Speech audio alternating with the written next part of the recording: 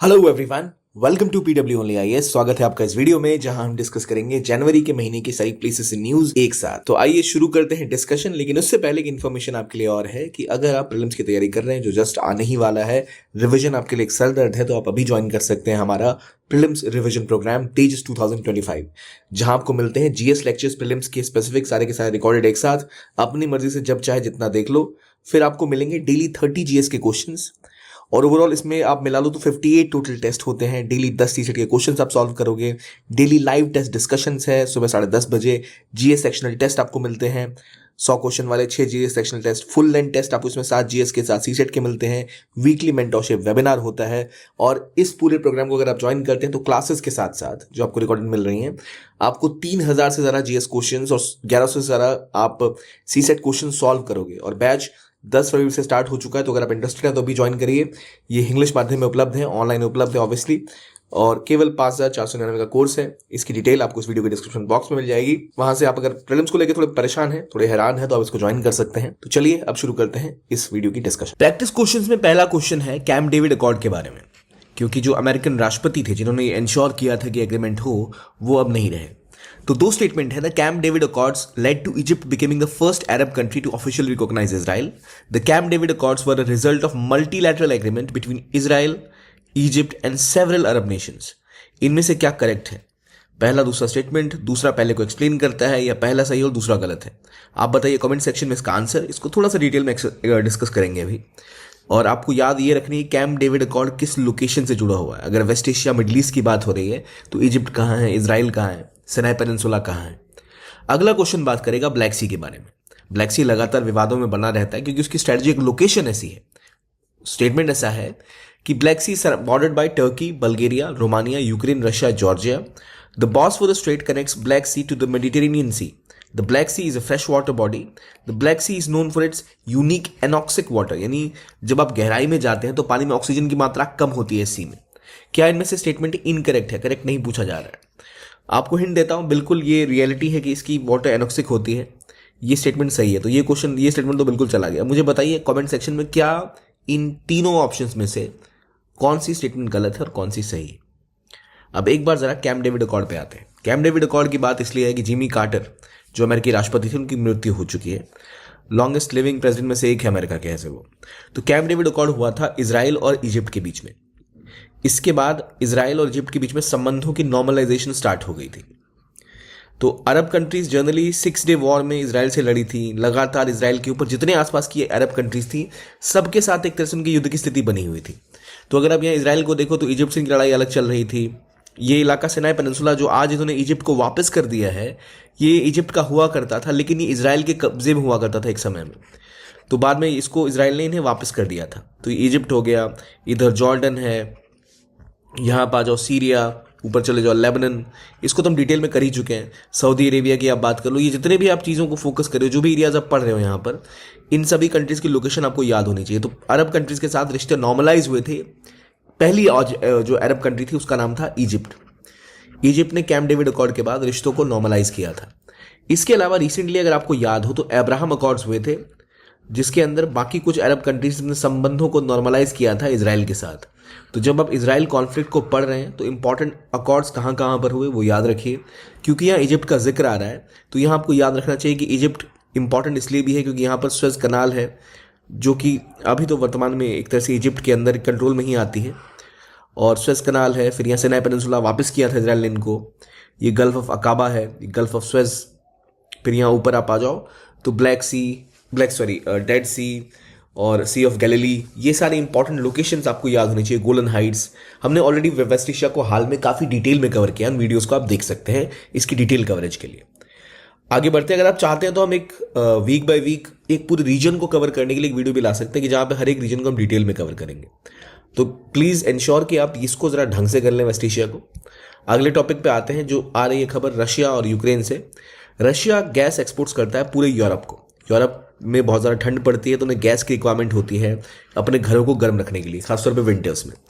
जब जंग शुरू हुई थी रशिया यूक्रेन की, तो रशिया इसी फिराक में था कि यूरोप को हमारी ज़रूरत है गैस और ऑयल के लिए, तो वो हमसे बिना गैस ऑयल लिए सर्वाइव नहीं कर पाएंगे। और कई सारी पाइपलाइंस हैं जो रशिया को जोड़ती है यूरोप से, जहाँ से गैसेस जाती हैं। और ठीक इसी तरह इन्होंने पाइपलाइंस चाइना को भी बना रखी है ढेर सारी, जहाँ से उनके साथ इनके एग्रीमेंट है।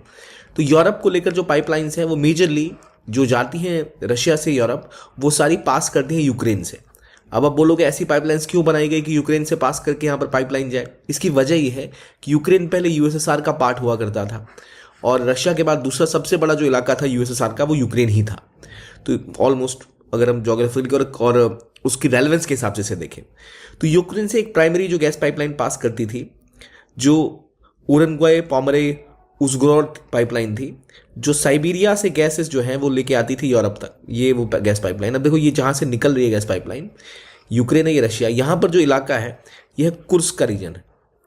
और कुर्स्क वो इलाका है जो रशियन टेरिटरी है, जिसके ऊपर अभी रशिया की जगह यूक्रेन का कब्जा हो गया है। हमने इसको पहले भी डिस्कस किया था कि यूक्रेन रशिया के युद्ध में हमें पता है लुहांस्क, डोनबास्क, इन इलाकों के ऊपर रशिया ने कब्जा कर लिया जो यूक्रेनियन टेरिटरी थी। लेकिन एक छोटी सी रशियन टेरिटरी के ऊपर यूक्रेन का भी कब्जा हुआ है, वो कुर्स्क का रीजन है। तो कुर्स्क के रीजन से ही ये पाइपलाइन साइबेरिया से सुत्जा तक आती थी, लेकिन ये भी कंट्रोल में थी, यूक्रेन जो मिलिट्री है उनके कंट्रोल में। तो यहाँ पर ये कहानी हुई है कि अब इन्हें बोला गया है कि हम, इनके साथ एक एग्रीमेंट था बहुत पुराना, जो रशियन गैस एजेंसी है गैज़प्रोम और जो यूक्रेन की है नेफ्टोगाज के बीच में, तो वो 1 जनवरी 2025 को ख़त्म हो गया। ये लगभग 40 साल से रूट ऑपरेशनल था। इसके ख़त्म होने के बाद अब ये कहा जा रहा है कि यहाँ पाइपलाइन से गैसेस पार नहीं करेंगी, नहीं जाएंगे यूरोप तक। तो ये गैसेस अब साइबेरिया से यूरोप तक जो जाती हैं वो फ्लो नहीं कर पाएंगी। यूक्रेन से स्लोवाकिया जाती है, फिर बाकी यूरोपियन कंट्रीज़ में जाती है। गैस स्लोवाकिया जाके 3 हिस्सों में बढ़ती थी ये, जिसमें चेक रिपब्लिक और ऑस्ट्रिया पाइपलाइन कट के जाती थी। बाद में आप देख लो डिवीजन में 2 हिस्सों में यहाँ हुआ है। तो गैस पाइपलाइन की बात जब की जाए तो कुर्स्क का रीजन कहाँ पर है? रशिया में है, जिसके ऊपर कंट्रोल किसका है? अभी यूक्रेन का है, याद रखिए, ठीक है। ये सारी चीज़ें आपको याद रखनी है। अब क्योंकि देखिए ये सारी कहानी ना ब्लैक सी ऑफ अजोव के आसपास हो रही है, तो एक बार ना मैप भी देख लेते हैं। देखिए रशिया है, ये यूक्रेन है। अभी हमने क्वेश्चन भी देखा था एक ब्लैक सी के ऊपर में, ये रहा ब्लैक सी। तो यहाँ आपको दिख रहा है जॉर्जिया, टर्की, बल्गेरिया, रोमानिया, तो ये कंट्रीज है। मुझे बताइए ये कौन सा देश है? ये जो है लैंडलॉक कंट्री सा दिख रहा है, इसका नाम क्या है? इसको डिस्कस भी किया जाता है बार बार। ये ऊपर चलो मैं आपको बताता हूँ, बेलारूस है। आप मुझे बताइए ये कौन सी कंट्री है? कमेंट सेक्शन में। हमने इस रीजन को अच्छे से कवर किया है। अब देखिए ब्लैक सी यहाँ पर है, ब्लैक सी की बाउंड्री आसपास यहाँ लगती है। यहाँ पर एगन सी है, मेडिटेरेनियन सी से अगर आपको आगे की तरफ आना है, अगर आप देखो ये मेडिटेरेनियन सी है, एगन सी, यहाँ सी ऑफ मरमरा है। यहाँ टर्की जो है इस हिस्से को एक तरह से कंट्रोल करता है, सी ऑफ अजोव, ये सारे इंपॉर्टेंट लोकेशन है।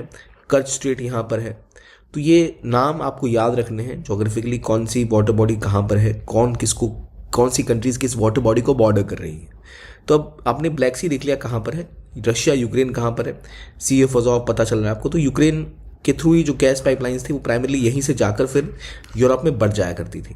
अगर आप यहाँ देखो तो जो प्राइमरी नाम है उनमें Yamal gas pipeline Nord stream develop की जा रही थी, जिसको याद होगा आपने, नॉर्ड स्ट्रीम 1 और Nord Stream 2। Nord Stream 2 develop ही की जा रही थी, ऑपरेशनल नहीं हुई थी। नॉर्ड स्ट्रीम 1 एक बड़ा स्ट्रीम था जिससे कि रशिया से यूरोप के इंपॉर्टेंट रीजन जैसे जर्मनी और फ्रांस के रीजन में गैस पहुँचती थी। तो नॉर्ड स्ट्रीम 1 को फोड़ दिया गया था, उस पाइप में छेद कर दिया गया था। इसको लेकर बहुत न्यूज़ बनी थी, तो कहा ही जाता था कि अमेरिका का हाथ इसके पीछे है। नॉर्ड स्ट्रीम 2 का काम भी रुक गया था। और असल में नॉर्ड स्ट्रीम 1 और नॉर्ड स्ट्रीम 2 को लेकर यूक्रेन बहुत दुखी था कि इनका कहना था कि हमारे देश से जब गैस निकलती है, पाइपलाइन निकलती है गैस की, तो इनको उसके बदले में फीस दी जाती है कि आपके देश से गैस पाइपलाइन जा रही है इसीलिए। लेकिन जब नॉर्ड स्ट्रीम 1 और 2 बन के कंप्लीटली तैयार हो जाते और 2 से भी गैस पास होने लगती, तो यूक्रेन को बहुत नुकसान हो सकता था।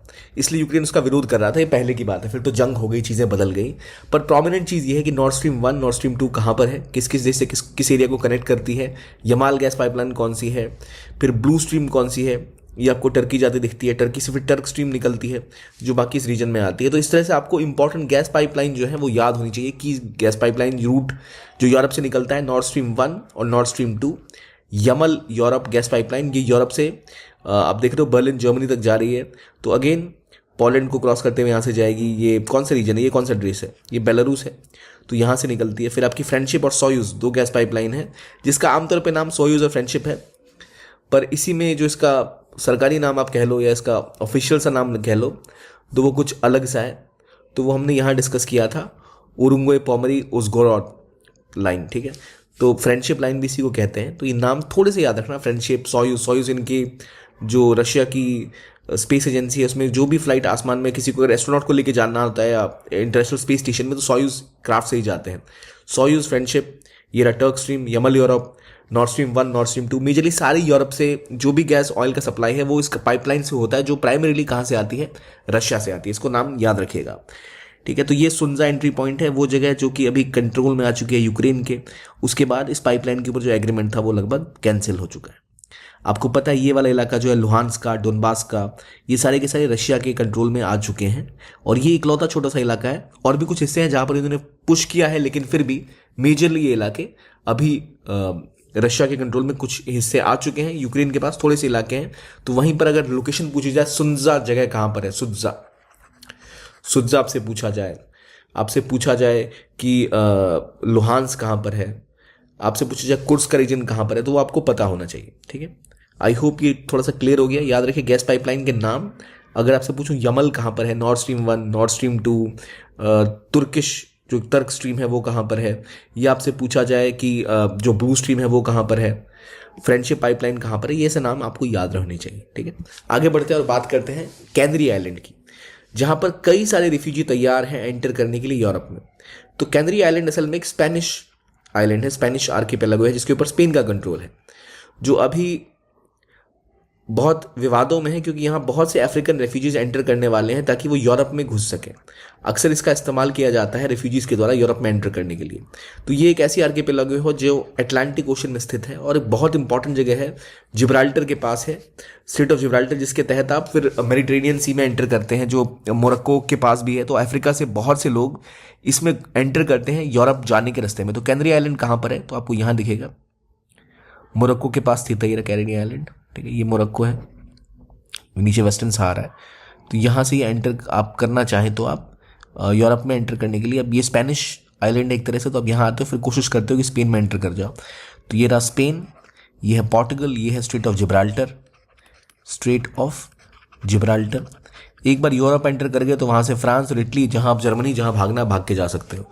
तो अफ्रीका के जो कंट्रीज़ हैं, चाहे मोरक्को की बात करें, अल्जीरिया की बात करें, ट्यूनीशिया की बात करें, लीबिया की बात करें, इन सभी इलाकों में अक्सर जो रिफ्यूजीज़ हैं, अगर वो निकल के कोशिश करते हैं कि यहाँ से मेडिटेरेनियन कोस्ट पे और यहाँ से कैनरी आइलैंड पकड़ के ऊपर चले जाए, आप सोचोगे अब सीधा क्यों नहीं मेडिटेरेनियन पार करके चले जाते, क्योंकि यहाँ पर इनकी कोस्ट गार्ड बहुत स्ट्रांग है, एंटर करने नहीं देती। तो कैनरी आइलैंड का नाम जब आए तो कहाँ पर है, तो अफ्रीका के बिल्कुल करीब, ये एक मेडिटेरेनियन के पास, जिब्राल्टर के पास। जिब्राल्टर से 1700 किलोमीटर का डिस्टेंस है, बहुत ही पास है ये। और यहाँ से ये रिफ्यूजीज़ यूरोप में घुसने की कोशिश करते हैं। और ये जगह इसलिए भी फेमस है कैनरी करंट के लिए, क्योंकि यहाँ से ठंडा पानी जो होता है वो करंट के थ्रू यहाँ मूव करता है। तो इसलिए की वजह से यहाँ रेनलेस रीजन है, यहाँ जो सूखा भूखा पड़ता है वो इसी की वजह से आता है, क्योंकि कैनरी करंट यहाँ से पास होता है। तो इस आइलैंड के नाम पर इस करंट का नाम कैनरी करंट रखा गया है। ज्योग्राफी में जो आप पढ़ते हैं तो इसके बारे में डिटेल में पढ़ते ही हैं। तो कैनरी आइलैंड कहाँ पर है, फिर मैं बता रहा हूँ, अटलांटिक ओशन में लोकेटेड है, स्पेनिश कंट्रोल में है। जो कोशिश होती है, मोरक्को हो गया, मॉरिशाना हो गया, वेस्ट सहारा हो गया, यहाँ से लोग एंटर करके यहाँ से भागने की कोशिश करते हैं यूरोप की तरफ। तो यहाँ पर भी कोस्ट गार्ड लगाए गए हैं स्पेन के द्वारा, ताकि कोस्ट गार्ड पकड़ सके कोई शिप या कोई बोट है जो रिफ्यूजीज़ को लेके आ रही है, तो उसको वो भगा सके। तो कहानी है कि यहाँ कुछ रिफ्यूजीज़ होते हैं, रियलिटी ये है, पर बहुत मात्रा में इलीगल इमिग्रेंट्स होते हैं जो काम की तलाश में यूरोप में एंटर करना चाहते हैं, जो रिफ्यूजीज़ नहीं होते। क्योंकि हालांकि यूरोप रिफ्यूजीज़ को लेकर काफ़ी ओपन पॉलिसी रखता है, पर वो भी अब थोड़े हद तक परेशान हो चुका है इतने मूवमेंट से। तो इस चक्कर में कैनरी आइलैंड न्यूज़ में रहती है, कहाँ पर है। और ये जो लोकेशन है हम देख रहे हैं स्पेन वाली, इस आइलैंड को क्या कहते हैं, जो फ्रांस से पहले जो ये हिस्सा है स्पेन, और यहाँ पोर्टुगल है। एक सोचो, एक समय में इन लोगों ने एक एग्रीमेंट किया था, ट्रीटी ऑफ टॉर्देसिलास। ट्रीटी ऑफ टॉर्देसिलास के हिसाब से इन लोगों ने, स्पेन और पोर्टुगल ने, दुनिया को आपस में दो हिस्सों में बांट लिया था, आधा हम रूल करेंगे, आधा तुम रूल करोगे। उसी चक्कर में जो पोर्टुगल है, वास्को द गामा, वो इंडिया की तरफ आया था, और स्पेन वगैरह सारे अमेरिका की तरफ जा रहे थे। तो देखो ये जो एक हिस्सा है ना ज़मीन का टुकड़ा, ये जो आपको पेनिनसुला दिख रहा है, इसे कौन सा पेनिनसुला कहते हैं, इसे आइबेरियन पेनिनसुला कहते हैं, जो कि यूरोप का ये हिस्सा है। इसके बाद आप फ्रांस एंटर करते हो या इटली आता है। तो अक्सर जो इवन सीरिया से लोग घुसना चाहते हैं तो वो यहाँ से फ़्लाइट पकड़ के जाते हैं, पहले मॉरिशाना पहुँचे, फिर यहाँ से कैनरी आइलैंड घुस के कोशिश करते हैं स्पेन पहुँच जाएँ, या मोरक्को से यहाँ जिब्राल्टर क्रॉस करके यूरोप में एंटर कर जाएँ। ये कुछ रूट है जिसको अक्सर वो क्रॉस करने की कोशिश करते हैं बोट के थ्रू, या पैदल चलने की कोशिश भी अक्सर करते हैं कुछ लोग। तो ये दिक्कतें रहती है, जहाँ से बहुत से इलीगल इमिग्रेंट यूरोप पहुँच रहे हैं, इसको लेकर बहुत सारा विवाद है। तो इम्पॉर्टेंट लोकेशन स्पेन कहाँ है, इटली कहाँ है, कैनरी आइलैंड कहाँ है, क्यों इम्पॉर्टेंट है, किस ओशन में, किसी में लोकेटेड है, ये आपको पता लग गया। अगला एक न्यूज़ रिसेंट आई थी, जो थाईलैंड से एक फ्लाइट चली थी कोरिया के लिए, जो क्रैश कर गई थी, जेजू एयरलाइंस। तो उससे जेजू आइलैंड का नाम बहुत न्यूज़ में आया था। तो ये एक लोकेशन है जो साउथ कोरिया में बेस्ड है। साउथ कोरिया की बहुत इंपॉर्टेंट, ये एक तरह का टूरिस्ट आइलैंड है, काफ़ी सुंदर और दर्शनीय स्थल है, काफ़ी लोग यहाँ जाना प्रेफर करते हैं। So it's part of South Korea, Jeju island. South Korea के पास ही जेजू आइलैंड है। साउथ कोरिया की अगर आप ज्योग्राफी देखो, साउथ कोरिया ऊपर नॉर्थ कोरिया, यहाँ है चाइना, यहाँ है रशिया। तो ये देखिए नॉर्थ कोरिया बाउंड्री रशिया के साथ भी शेयर करता है। साउथ कोरिया बेचारा केवल नॉर्थ कोरिया के साथ बाउंड्री शेयर करता है, जहाँ से इसको मिसाइल की धमकियाँ मिलती ही रहती हैं। तो अगर आप नॉर्थ कोरिया को छोड़ो, साउथ कोरिया की बात करो, तो ये आपकी जो बाउंड्री है, डीमिलिटराइज जोन है, DMZ, ठीक है। 2 किलोमीटर का DMZ है दोनों साइड में, और यहाँ मिलिटराइज्ड सबसे खतरनाक बॉर्डर्स में से एक ये बॉर्डर है। साउथ कोरिया की बाउंड्री को अगर आप देखते हो तो यहाँ पर आपको दिखेगा कई सारे छोटे छोटे आइलैंड भी हैं, लेकिन आसपास देखो तो इधर येलो सी है, इधर सी ऑफ जापान है। यहाँ पर आपको दिखेगा तुश्मीना स्ट्रेट और कोरिया स्ट्रेट।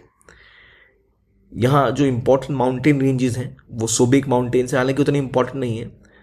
त्रिबेक और सोबेक 2 माउंटेन रेंजेस आपको देखने को मिलेंगे। बट द पॉइंट इज, जो चीज़ न्यूज़ में है वो है जेजू स्ट्रेट। यहाँ पर ये देख रहे हो, जेजू स्ट्रेट भी है, पास में जेजू आइलैंड है, इसे जेजू आइलैंड कहते हैं, जो बहुत इंपॉर्टेंट है। माउंट हाला नेशनल पार्क यहाँ पर है। तो जेजू आइलैंड, जेजू स्ट्रेट किस जगह लोकेटेड है, किस कंट्री से जुड़ा हुआ है? तो नॉर्मली आप मैप भी अगर देखो ना कोरिया का, तो बिल्कुल यहाँ आप देखो छोटा सा आइलैंड यहाँ दिखेगा, विच इज़ जेजू आइलैंड। तो आसपास ये कौन सा सी है? Yellow Sea, Sea of Japan, East China Sea, South China Sea, ये कहाँ? ये भी थोड़ा क्लियर होना चाहिए आपको। अगर आप इस मैप पे देख रहे हो, ये ईस्ट चाइना सी है, ठीक है। यहाँ ताइवान है, साउथ चाइना सी थोड़ा और नीचे की तरफ आएगा। तो ज्योग्राफी में ये इंपॉर्टेंट एस्पेक्ट ध्यान रखने चाहिए कि भाई कहाँ पर कौन सा ओशन है, कहाँ पर कौन सा सी है। जो जगह न्यूज़ में है जेजू आइलैंड किस देश का पार्ट है, तो साउथ कोरिया का पार्ट है। इसके पास आपका जेजू स्ट्रेट आता है, जेजू स्ट्रेट पार करके आप मेनलैंड कोरिया में एंटर कर सकते हो। फिर वहाँ DMZ आता है, फिर नॉर्थ कोरिया, उसके बाद तो आपको पता ही है चाइना और रशिया का बॉर्डर है। ये हो गई जेजू आइलैंड की बात। हमने जाना ब्लैक सी के बारे में, कुछ गैस पाइपलाइंस के बारे में, केंद्रीय आइलैंड के बारे में हमने जाना, डेविड अकॉर्ड्स के बारे में, कैंप डेविड अकॉर्ड के बारे में हमने जाना, ब्लैक सी के आसपास कौन सी कंट्रीज है, कहाँ लोकेटेड है इसके बारे में, सी ऑफ अजोव कहाँ है ये जाना, कुर्स्क का रीजन वगैरह ये सब समझा। अब एक पॉइंट आता है इंडिया चाइना बॉर्डर के पास का, जहाँ पर बात आती है पेंगोंग सो लेक की, जिसके ऊपर एक शिवाजी स्टैचू बनाने की बात की गई, उसको इंस्टॉल किया गया पेंगोंग लेक के पास में। तो ये कहाँ पर है भाई? तो ये आपको दिख रही है पेंगोंग सो लेक। यहाँ पर पेंगोंग सो लेक है जो लगभग 14,000 फीट की ऊंचाइयों पर है। ये चाइना से आती है चल के, तो बहुत बड़ी सी लेक है जिसके आसपास विवाद हुआ था। यहीं पर हॉट स्प्रिंग है, गलवान वैली आपको याद होगी, जो कॉन्फ्लिक्ट इंडिया चाइना का बना था। तो ये वो जगह है LAC, line of actual control, India और चाइना के बीच में जो बाउंड्री है अभी वर्तमान में, क्योंकि इन्होंने इस हिस्से पर जो अक्सा चीन का रीजन है वहाँ चाइना का कंट्रोल है। तो ये इंपॉर्टेंट है। गलवान वैली हॉट स्प्रिंग आप देखते हो, यहाँ पर पेंगोंग सो लेक है, इसके ऊपर इस्टेब्लिश किया गया है शिवाजी की स्टैच्यू। तो ये थी कहानी इस रीजन की। आई होप आपको पता है कि LAC क्या होता है, लाइन ऑफ एक्चुअल कंट्रोल, इसे LAC कहते हैं। पाकिस्तान के साथ जो हमारी बाउंड्री है उसको हम अभी वर्तमान में जहाँ सीज फायर चल रहा है वो LOC है। LAC इसलिए है क्योंकि यहाँ पर कोई ऐसी तार नहीं बिछी हुई, कोई ऐसा डिवीजन नहीं हुआ पड़ा है, वो ढंग से डिमार्केटेड नहीं है, तो इसको लेकर विवाद रहता है, तो इसलिए इसको LAC कहते हैं। तो पेंगोंग से लेक कहाँ पर है, हॉट स्प्रिंग कहाँ पर है, ये सारे एस्पेक्ट आपको पता होने चाहिए। Consider the following statement regarding Diego gratia island. ये रिसेंटली न्यूज में था और काफी महत्वपूर्ण आइलैंड है। इस पे 2 आपको ऑप्शन दिए गए। It's a coral atoll, the largest northernmost member of Chagos archipelago. It is in the central Indian Ocean. It is part of British Indian Ocean Territory. अब आपको ध्यान रखना है डीगो ग्रेशिया कहां पर है, क्या ये चेगोस का पार्ट है या अलग है, क्या इसके साउथ में, क्या उसके नॉर्थ में। तो ये क्वेश्चन में आप फंस सकते हैं बार बार, क्योंकि आपसे नॉर्दर्न मोस्ट पूछा जा रहा है, लार्जेस्ट पूछा जा रहा है। तो ये याद रखिए क्या ये है या नहीं है। और is it part of British Indian Ocean Territory? Which of the following are not correct? 1, 2, both या नीदर। सोचिए पहले कि चेगोस आर्किपेलागो कहां पर है, डीगो ग्रेशिया न्यूज में भी बार बार रहती है, कहां पर लोकेटेड है। अगले क्वेश्चन पे आते हैं। The term world's largest open air prison is often used colloquially to describe Gaza Strip, Guantanamo Bay detention camp, Sharonim prison और मिरीहाना इमिग्रेशन डिटेंशन सेंटर। ये कुछ इंपॉर्टेंट सेंटर्स हैं जो एक कैद खाने की तरह देखे जाते हैं, लेकिन इनमें से सबसे बड़ा ओपन एयर प्रिजन किसे कहते हैं? ये बहुत ज्यादा न्यूज में रहा रिसेंटली, इसको लेकर एक न्यूज भी है जो आज हम डिस्कस करने वाले हैं। तो बताइए कमेंट में वो कौन सी जगह है जिसको ओपन एयर प्रिजन कहते हैं, यानी एक ऐसी जेल जो खुली हवा वाली जेल है। बताइए आप आंसर्स में।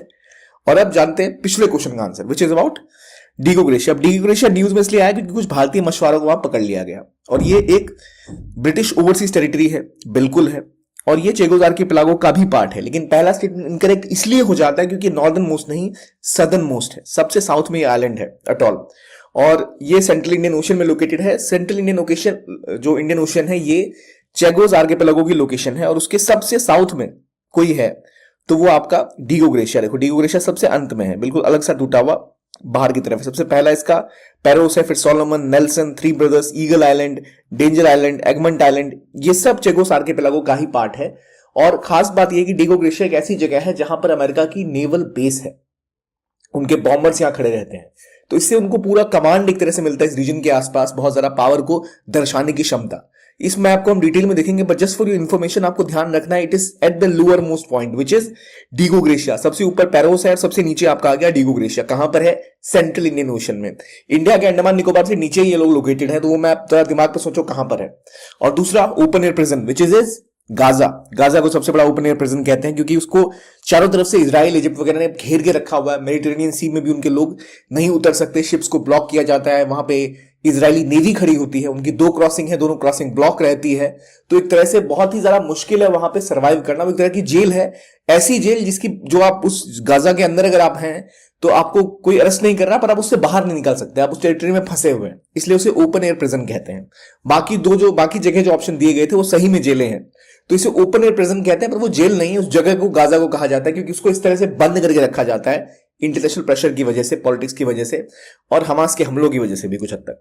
अगला टॉपिक है इंडोनेशिया। इंडोनेशिया न्यूज में इसलिए आया क्योंकि इंडोनेशिया के जो प्रेसिडेंट हैं प्राबोवो सुबियानोतो, ये इंडिया के रिपब्लिक डे परेड के चीफ गेस्ट होने वाले हैं और इंडोनेशियन आर्मी ने अपना सबसे बड़ा कंटिंजेंट भेजा है कर्तव्य पथ पर इंडियन मिलिट्री के साथ परेड करने के लिए।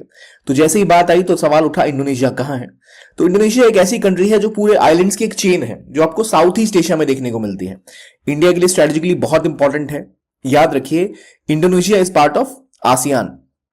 आसियान में कितने मेंबर्स हैं? आसियान में 10 मेंबर हैं। साउथ ईस्ट एशिया की सारी कंट्रीज मेजरली सारी इसकी पार्ट है, 10 मेंबर्स हैं। इसमें कौन कौन से मेंबर्स हैं हम पहले भी डिस्कस कर चुके हैं आईआर के वीडियोस में कई बार, आपको आसियान के मेंबर्स पता होने चाहिए। It is Cambodia, Laos, Myanmar, Vietnam, Thailand, SLMVT, ये गरीब थोड़े से देश हैं, बाकी उधर वाले अमीर हैं, Singapore, Indonesia, Malaysia, Philippines, Bruny. ये 10 कंट्रीज हैं जो अभी पार्ट है आसियान का। आसियान के साथ इंडिया की फ्री ट्रेड एग्रीमेंट है, तो एक तरह से इंडोनेशिया के साथ भी भारत की FTA है और इंडोनेशिया के साथ भारत की पार्टनरशिप डेवलप हो रही है। साउथ ईस्ट एशिया की कंट्री है ये, यहां लोकेटेड है ये, और इससे जो इनके प्रेसिडेंट है वो इंडिया आ रहे हैं चीफ गेस्ट के रूप में। इसकी बॉर्डर मलेशिया से लगती है, इंडोनेशिया की land borders Papua New Guinea से और तिमोर से। देखो पापुआ न्यू गिनी का जो इलाका है या तिमोर का जो इलाका है या मलेशिया का जो इलाका, देखो हर पापुआ न्यू गिनी आधे आइलैंड पर है। यहां इनकी बाउंड्री मलेशिया से भी लड़ती है क्योंकि ये जो आइलैंड है इसे बोर्नियो आइलैंड कहते हैं। बोर्नियो आइलैंड एक ऐसा बिरला आइलैंड है जिस एक आइलैंड पे 3 देश हैं, यानी इधर वाला जो आपको डार्क ग्रे में दिख रहा है ये इंडोनेशिया है, ये जो व्हाइट में दिख रहा है ये मलेशिया कंट्री है, और ये छोटा सा ऊपर डॉट जो है ये सर्कल ये ब्रूनी है। तो एक पूरे आइलैंड का नाम बोर्नियो है, इसी में 3 देश भी स्थित है। इसके अलावा बाकी ये भी आपका इंडोनेशिया का पार्ट है। यहां पर टिप पर, मलेशिया की टिप पर आप देखोगे तो आपको दिखेगा सिंगापुर, और ये जो लोकेशन है स्ट्रेटेजिकली बहुत इंपॉर्टेंट है क्योंकि ये है straight of Malacca. Straight of Malacca एक ऐसी जगह है जो चाइना के लिए बहुत ज्यादा स्ट्रेटेजिकली इंपॉर्टेंट है। वो बार बार चाहते हैं कि स्ट्रेट ऑफ मलक्का पर उनका कब्जा रहे ताकि वो बड़े आराम से यहां पर ऑपरेट कर पाए, उनको कोई दिक्कत ना हो शिप मूवमेंट में, स्ट्रेटेजिकली उनको बांध के रखा जा सके।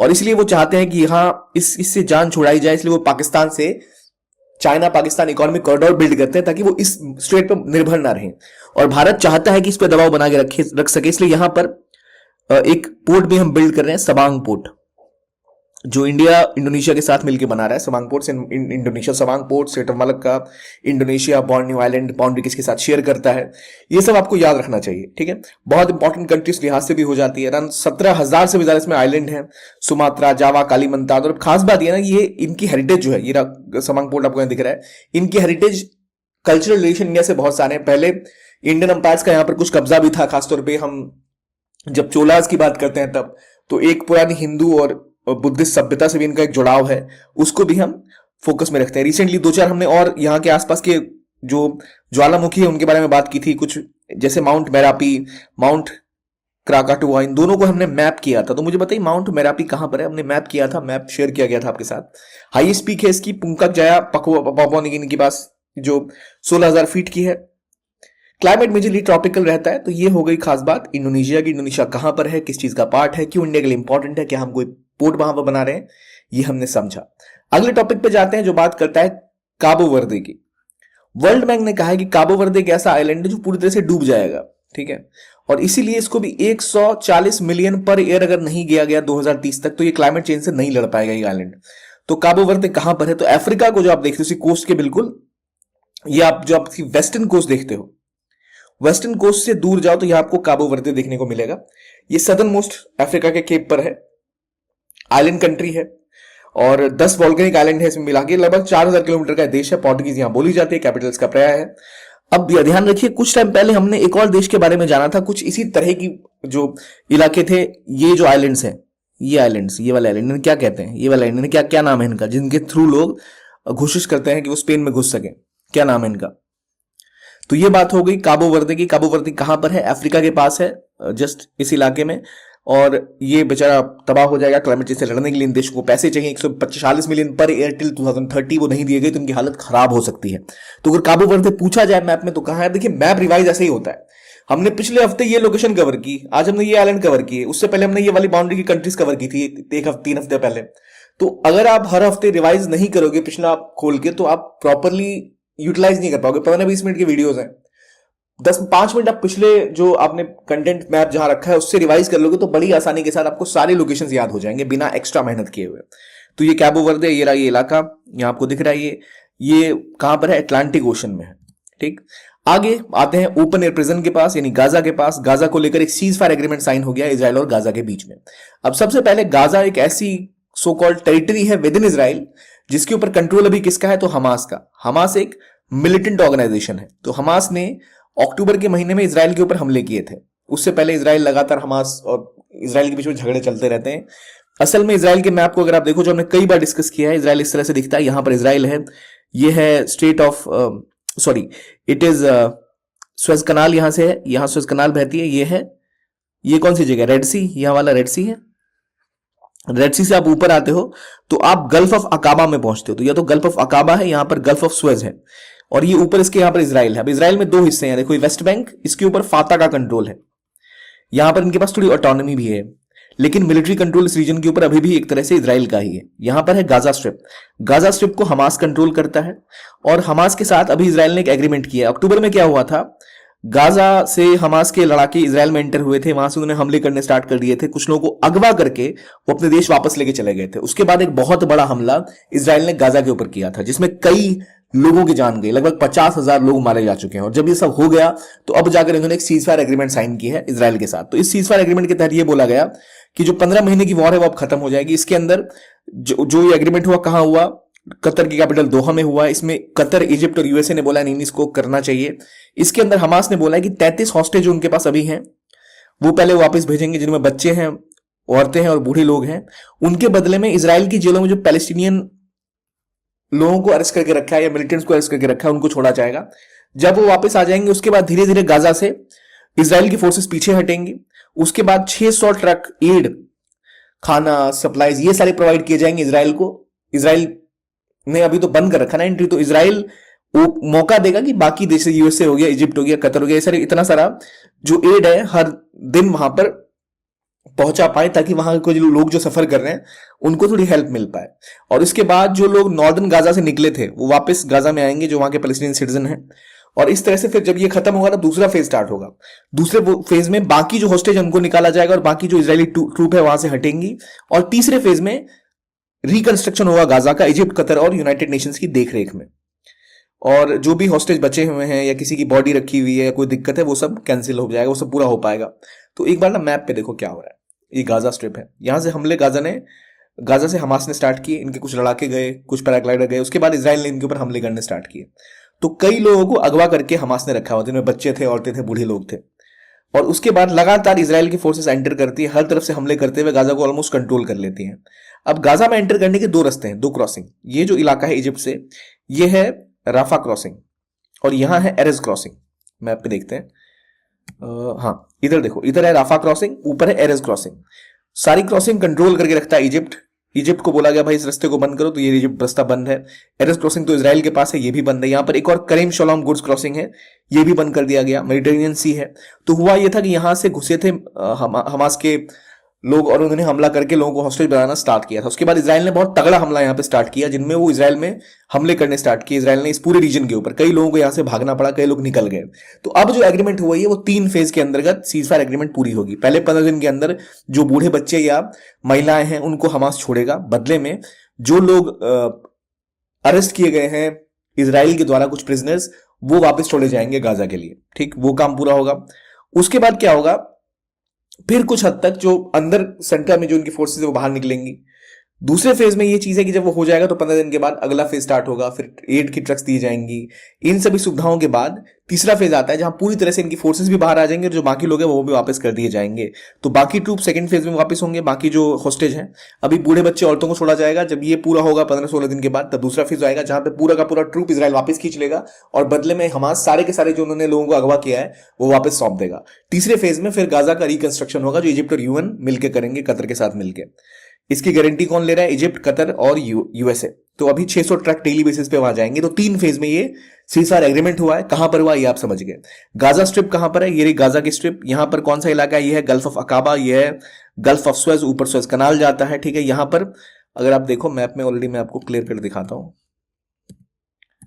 अगर इस मैप को देखो, ये रहा गाजा का इलाका, ये वेस्ट बैंक है। ठीक है, ये डेड सी है, नीचे रेड सी है। वेस्ट बैंक पे कौन है? फाता है। ठीक है, तो गाजा में एरिस क्रॉसिंग कहां पर है? राफा क्रॉसिंग कहां पर है? गाजा सिटी कहां पर है? खान यूनिस एक इंपॉर्टेंट शहर है, वो भी याद रखिए, यहां पर खान यूनिस है। मेडिटेरेनियन सी से इसकी बाउंड्री लगती है। तो ये लोकेशन गाजा की बहुत ज्यादा इंपॉर्टेंट है। तो गाजा स्ट्रिप पे किसका कंट्रोल है? एंट्री कहां कहां से होती है? ये जो बॉर्डर है ना गाजा और इजिप्ट का, इसे फिलाडेल्फिया कॉरिडोर कहते हैं। फिलाडेल्फिया कॉरिडोर, फिलाडेल्फिया कॉरिडोर, ये वो इलाका था जो पहले डीमिलिटाराइज जोन था। ठीक है, तो फिलाडेल्फिया कॉरिडोर कहां है? हमास कहां ऑपरेट करता है? गाजा कहां पर है? ये आप समझ गए होंगे। और इसके नीचे सऊदी अरबिया है, सऊदी अरब से ऊपर जॉर्डन है, जॉर्डन के साइड में यहाँ आपको इसराइल देखने को मिलेगा। इसराइल और इजिप्ट की साइड से यह छोटी सी गाजा स्ट्रिप है, जिसको ओपन एयर प्रिजन भी कहते हैं। ये डिस्कस हुआ। आगे बढ़ते हैं अगले टॉपिक की तरफ। अब फिर बारी आती है डिगो ग्लेशियर की, जो चेगोज आइलैंड का सदर्न मोस्ट आइलैंड। हमने देखा था कि सबसे नीचे चेगोज आइलैंड है। कहां पर है? तो आपको इस तरफ यहां देखने को मिलेगा, मॉरिशस के ठीक ऊपर यहां पर चेगोज आइलैंड है। और इसी में डिगो ग्लेशियर है, जो इनका एक बॉम्बर बेस है यूएस का। तो उनको बहुत ज्यादा पावर ही प्रोवाइड करता है इस रीजन में। सब कुछ वो मैनेज कर सकते हैं, चीजों को कंट्रोल कर सकते हैं। इसलिए चेगोज आइलैंड में उनका होना, अंडमान निकोबार आप देख रहे हो, आप मालदीव्स देख रहे हो, सेशेल्स देख रहे हो, तो उस पूरी रीजन में यहां पर आपको देखने को मिलेगा। देख लो, यहां से जस्ट इधर आ जाओ, या जस्ट नीचे इसके आपको यहाँ को देखने को मिलेगा। ये आइलैंड ग्रुप थोड़ा सा ही नीचे है इस रीजन से, लक्षद्वीप के आ गए, अंडमान निकोबार के नीचे आ गए। तो ये आपको Chagos island in central Pacific Ocean, देखो पैसिफिक ओशन के ठीक बीचों बीच लोकेटेड है ये चेगोज आइलैंड। इसी में डिगोग्रेशन का सदर्न मोस्ट पॉइंट है, जहां पर कुछ मछुआरों को पकड़ा गया था जो वहां पहुंच गए थे।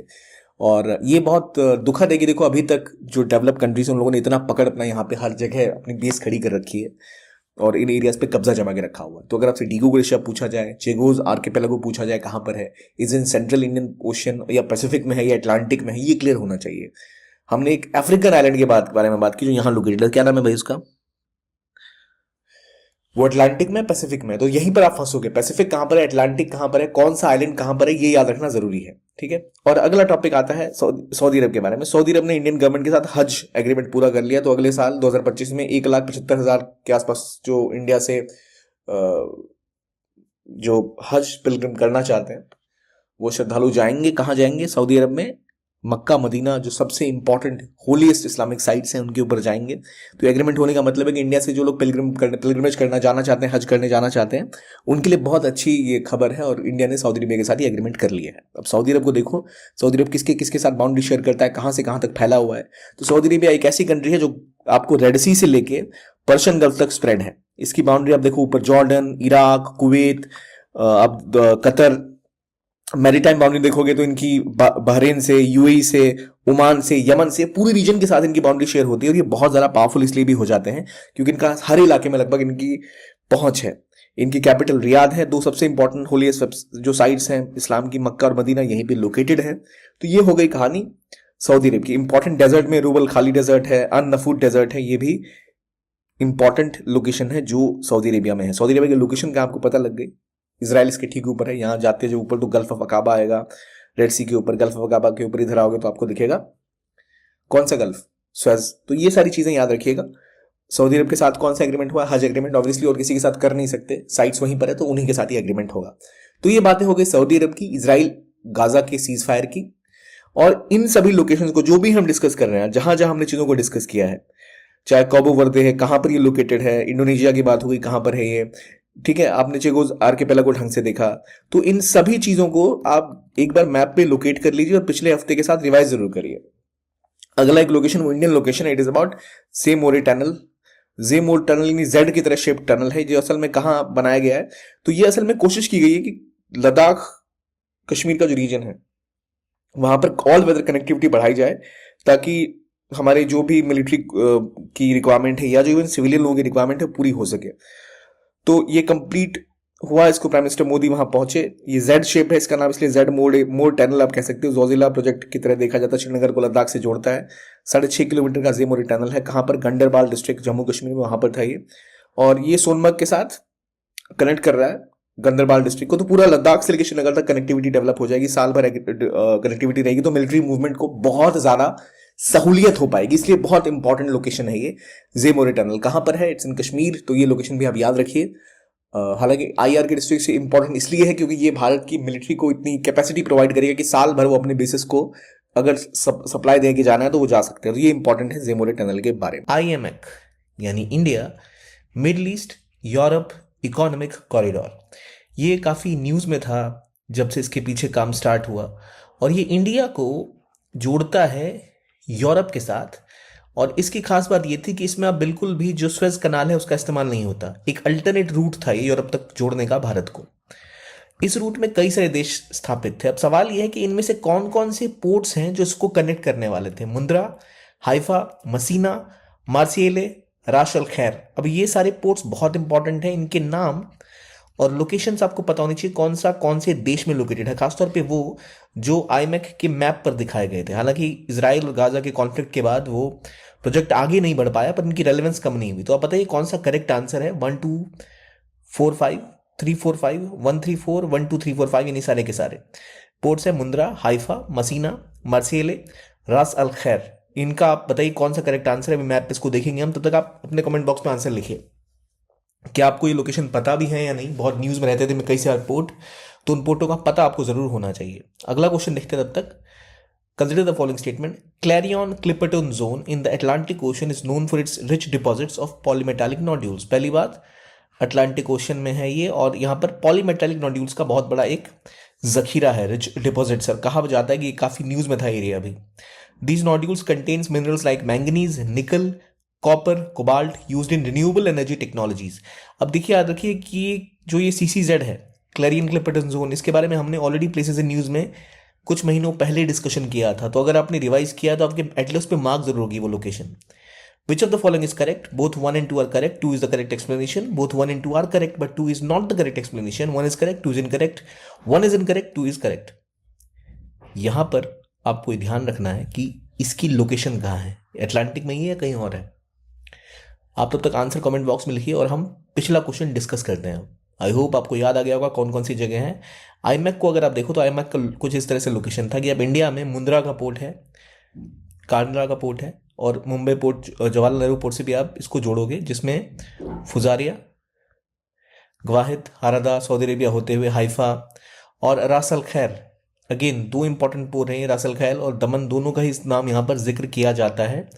तो if you look at the right answer for this is that, इसमें मुंदला है, कांदला है, जवाहरलाल नेहरू पोर्ट है, फजुरिया है, जबील अली है, आबू धाबी है, दम्मान है, रास अल खैर पोर्ट है, और इसराइल में हाइफा का पोर्ट है, और यूरोप में पिरेयस, मसीना इटली में, और मार्सेली फ्रांस में। नाम ये थोड़ी प्रोनाउंसिएशन मेरी गलत हो सकती है, लेकिन ये वो इंपॉर्टेंट पोर्ट्स है। तो यूरोप में ग्रीक्स का जो पोर्ट था वो पिरेयस था, इटली का मसीना, और फ्रांस का मार्सेले।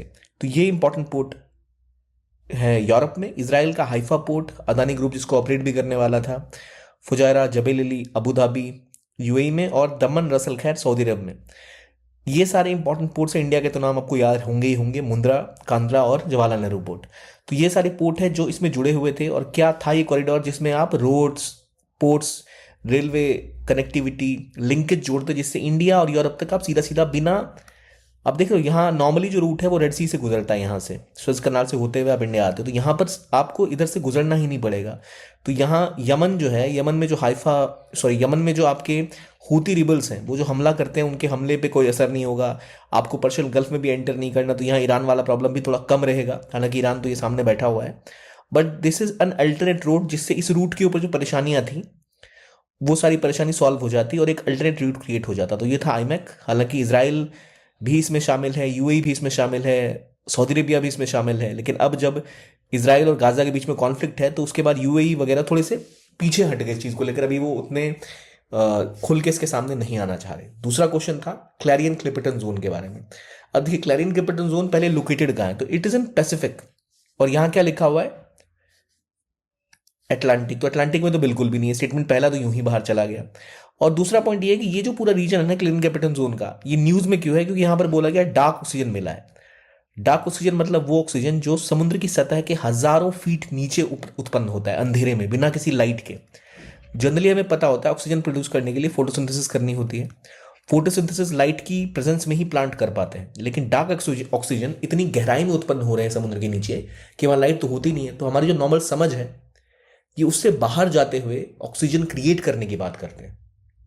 तो हमारी जो अभी तक की समझ है उसको लेकर थोड़ा क्वेश्चन मार्क है कि भाई ये कैसे ऑक्सीजन बना रहे हैं। और खासतौर पे जो क्लैरियन क्लिपटन जोन है ये हवाई और मेक्सिको के बीच में पैसिफिक ओशन में, जैसे मैप में हमने देखा, और यहाँ पर बहुत सारा क्या है तो पॉलीमेटालिक नोड्यूल्स हैं, जैसे कोबाल्ट, निकल, कॉपर वगैरह वगैरह, जिससे आप इस्तेमाल करते हो अपने सोलर पैनल्स में, मोबाइल्स में, टेलीफोनी में, टेक्नोलॉजी में, जो आगे भी आप रिन्यूएबल एनर्जी में विंड बिल्स या सोलर पैनल्स में इस्तेमाल करोगे, उसमें बहुत बड़ा रोल इनका होने वाला है।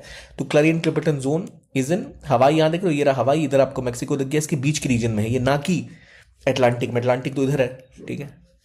तो ये लोकेशन वाला क्वेश्चन था, आई होप आपको याद रहेगा अब ये रीजन कहाँ पर है, बार बार न्यूज़ में रहता है ये। अब अगले क्वेश्चन पे, अगले टॉपिक पे आते हैं, which is about Indian Navy ने now what is hydrographic survey. Hydrographic survey का मतलब होता क्या, पहली बात, जिसके अंदर आप ओशन की सरफेस पे जो भी जिस तरह का वहाँ का टेरेन है या कोई डिपॉजिट्स हैं या किस किस तरह से आपको प्लानिंग करनी है वो इंश्योर करते हो। तो बड़े बड़े शिप्स के थ्रू हाइड्रोग्राफिक सर्वे किए जाते हैं ओशंस के। तो इसी के तहत भारत की जो एक आईएनएस सर्वेक्षण है, इंडियन नेवी का वेसल, इसने एक हाइड्रोग्राफिक सर्वे किया, लेकिन कहाँ, तो अफ्रीका के पास। अफ्रीका में कहाँ, तो वहाँ मॉरिशस में, जिसमें 25,000 स्क्वायर नॉटिकल माइल्स को सर्वे किया गया। और ये सर्वे आपको वाटर के अंदर के जो डेप्थ हैं, क्या उसका टेरेन है, सब बताता है उसके बारे में। ये मिशन किया कहाँ गया, तो मिशन पूरा हुआ है असल में मॉरिशस में। मॉरिशस की लोकेशन कहाँ है, तो अफ्रीका में, यहाँ आपको दिखता है टूटा हुआ हिस्सा, इट इज़ मेडागास्कर, ठीक है।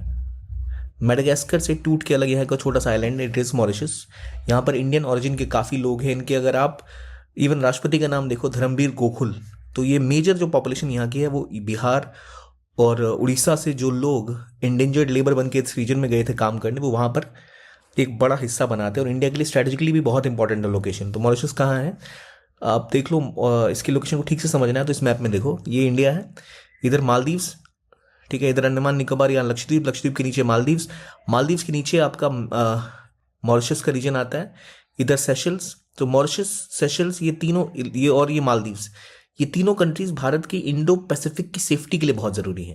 तो इंडिया का जो सागर इनिशिएटिव है, security and growth for all in the region, उसके लिए सारे के सारे लोकेशंस बड़े इंपॉर्टेंट है। खासतौर पे यहाँ पर एलेगेला आइलैंड है, जिसके ऊपर इंडिया अपनी एक एयर स्ट्रिप भी डेवलप कर रहा है। एक एयर स्ट्रिप डेवलप की गई जहाँ पर भविष्य में अगर हमें कभी ज़रूरत पड़े तो हमारे जेट्स या फिर हमारे शिप्स वहाँ पर आके लग पाए। तो इंपॉर्टेंट है अगलेगा आइलैंड्स।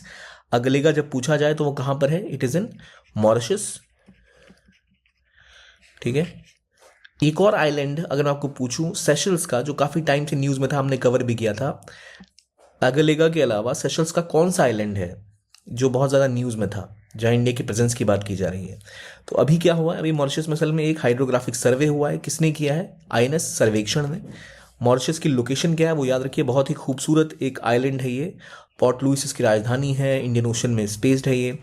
तो ये जहाँ पर बहुत से इंडियन ओरिजिन के लोग रहते हैं, इसलिए इंडिया का एक डायस्पोरा यहाँ पर पहले से इस्टेब्लिश्ड है, और इंडिया काफ़ी टाइम से यहाँ पर और रिलेशंस बिल्ड करने की कोशिश कर रहा है। खासतौर पे इसकी लोकेशन स्ट्रेटेजिकली बहुत इंपॉर्टेंट है, कंसिडरिंग कि अफ्रीका के इस रीजन में आप देखो, केनिया, सोमालिया, मेडागास्कर, इस हिस्से में अगर आप देखो तो यहाँ चाइनीज़ प्रेजेंस बहुत ज़्यादा हो रही है। तो चाइनीज़ प्रेजेंस इतनी ज़्यादा है, उनके पोर्ट्स पे इन्वेस्टमेंट इतने ज़्यादा है कि भारत को भी यहाँ होना बहुत ज़रूरी हो जाता है। तो ये हो गया आपका लोकेशन और aspect regarding the Mauritius and और अगलेगा आइलैंड।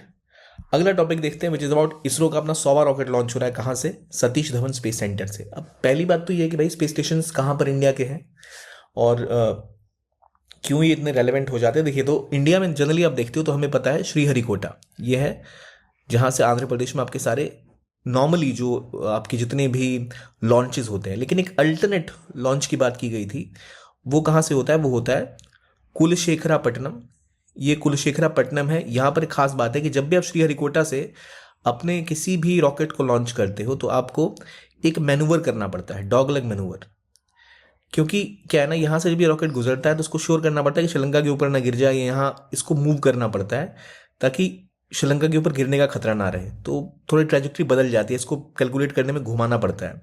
तो अब जब कुलशेखरपट्टनम डेवलप हुआ है तो बिल्कुल यहाँ से लॉन्च करो तो बिल्कुल सीधे जा सकते हो, कोई ऐसा श्रीलंका का भी प्रॉब्लम यहाँ पर नहीं आएगा। माई पॉइंट बीइंग, श्रीहरिकोटा से हमारा एक और लॉन्च हुआ है, but what is the alternative launching point we have started to work on, उसका नाम है कुलशेखरापत्तनम। तो कुलशेखरापत्तनम और श्रीहरिकोटा दोनों की लोकेशन आपको याद होनी चाहिए। 100वां रॉकेट हमारा कहाँ से लॉन्च हुआ? It is from Satish Dhawan centre. अब सतीश धवन स्पेस सेंटर कहाँ पर है? Which place it is located from, मुझे बताइए। आई थिंक मैंने आपको बता ही दिया है। तो ये दो चीज़ें ही हमने समझ ली। अब अगले टॉपिक पे आते हैं जो है इसराइल और हमास के बारे में। अब देखिए, इसराइल में गाज़ा है। ये गाज़ा हम लगभग 50 बार अभी तक पढ़ चुके हैं। Israel, Gaza, West Bank. मैं आपको देख लें एक बार। ये इसराइल है, यहाँ गाज़ा है, यहाँ वेस्ट बैंक है। इसके ऊपर किसका कंट्रोल है? इसके ऊपर अभी फाता गवर्न करती है, वेस्ट बैंक के ऊपर। गाज़ा के ऊपर कौन है? हमास है।